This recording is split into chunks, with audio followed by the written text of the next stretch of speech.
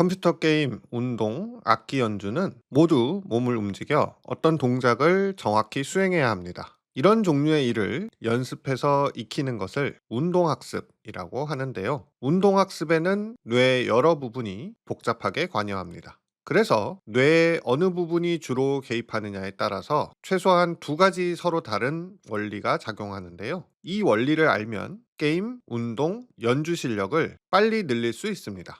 이번 영상에서는 운동학습의 원리를 알아보고 그 원리를 이용해서 연습하는 방법을 알아보겠습니다. 한 연구에서는 오른손잡이인 사람들에게 똑같은 연속 동작을 오른손으로만 연습을 시켰는데요. 이 동작을 정확히 수행하는 데 걸린 시간은 연습을 반복할수록 점점 줄어들었습니다. 이때 중간중간 동작의 순서를 무작위로 섞어서 시키기도 했는데요. 연습한 순서에 비하면 시간이 더 오래 걸렸지만 이렇게 무작위로 섞인 순서를 수행하는 시간도 점점 줄어들었습니다. 즉, 연습을 하면 연습한 동작만 잘하게 되는 것이 아니라 관련된 동작도 잘하게 됩니다. 더 중요한 결과가 있는데요. 마지막 연습이 끝나고 하루 뒤에 한 번 더 같은 동작을 시켰습니다. 이번에는 똑같이 오른손으로도 해보고 연습한 적이 없는 왼손으로도 해보게 했습니다. 먼저 오른손으로 하루만 연습을 한 경우에는 오른손도 잘하지만 왼손도 거의 똑같이 잘하는 것을 볼 수 있습니다. 이 실험 결과는 우리가 동작을 연습하면 특정한 동작, 특정한 몸의 부위만 연습이 되는 것이 아니라 그보다 좀 더 추상적인 학습이 이루어진다는 것을 보여줍니다. 그래서 연습하지 않은 왼손도 잘하게 되는 것이죠. 그런데 4일간 오른손으로 연습을 하면 결과가 좀 다른데요. 이때는 왼손도 잘하기는 하지만 오른손이 더 잘합니다. 연습을 충분히 많이 하니까 추상적 학습에 더해서 구체적인 학습이 추가적으로 이뤄졌다는 것을 알 수 있습니다. 이 결과는 운동학습의 두 가지 원리를 보여주는데요. 하나는 빠르게 이루어지는 추상적인 학습이고요. 다른 하나는 느리게 이루어지는 구체적인 학습입니다. 이 두 가지 학습에는 속도의 차이만 있는 것이 아닙니다. 운동학습에서 중요한 것 중에 하나는 적응입니다. 아무리 같은 동작이라도 매번 똑같이 반복할 수는 없습니다. 외부적인 상황도 계속 달라지고요.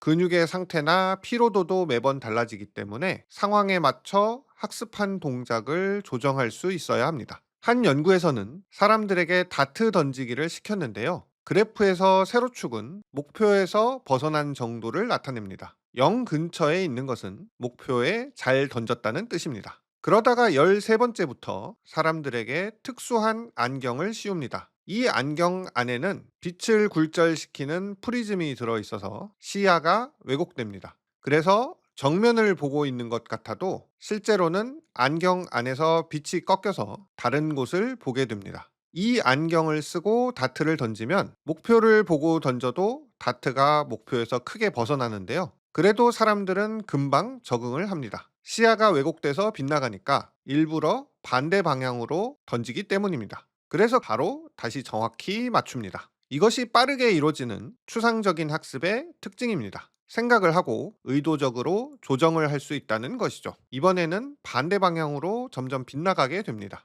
왜냐하면 눈으로 보는 감각과 던질 때 근육으로 느껴지는 감각의 차이가 있기 때문에 의도하지 않아도 두 감각 사이에 조정이 천천히 자동으로 이루어집니다. 그래서 이제 보는 방향과 던지는 방향이 점점 일치하게 되거든요. 문제는 지금 이게 조정이 되고 있는데 의도적으로 반대로 던지니까 오히려 점점 더 빗나가는 것이죠. 여기서도 알 수 있지만 느리게 이루어지는 구체적 학습은 의식적으로 조정할 수 없고 감각의 차이에 따라서 자동으로 됩니다. 그래서 19번째부터는 일부러 반대 방향으로 던지지 말고 그냥 보이는 대로 던지라고 지시를 합니다. 그러면 이제 다시 아까와 같은 방향으로 빗나가지만 시간이 지나면서 서서히 목표에 잘 맞게 됩니다. 여기서 36번째부터는 프리즘 안경을 벗고 던지게 하는데요. 이제 다시 시야는 정상으로 돌아왔는데 아직 눈과 손의 감각이 조정이 안 된 상태입니다. 그래서 반대로 빗나가요. 시간이 지나야 서서히 적응이 돼서 제대로 맞게 됩니다. 이런 운동 학습의 두 가지 원리를 게임, 운동, 악기 연주 등을 연습할 때 활용하면 실력을 빨리 늘릴 수 있습니다. 방법은 간단한데요. 연습을 천천히 하는 것입니다. 실력을 빨리 늘리려면 빠른 학습을 활용해야 합니다. 이 빠른 학습은 생각을 하고 의도적으로 조정을 할 수 있습니다. 그래서 시간을 두고 생각을 하면서 천천히 연습을 해야 합니다. 생각 없이 몸만 빨리빨리 움직여서 연습하면 느린 학습만 이루어지기 때문에 실력이 느리게 늡니다. 굉장히 역설적이죠. 한 연구에서는 사람들마다 목표를 보여주고 동작을 하기 전에 생각할 시간을 줬습니다. 그래프에서 빨간색으로 표시한 선은 동작을 하기 전에 1.5초 정도 생각할 시간을 준 사람들의 경우고요. 주황색 선은 목표를 보자마자 바로 동작하게 해서 생각할 시간을 안 준 사람들의 경우입니다.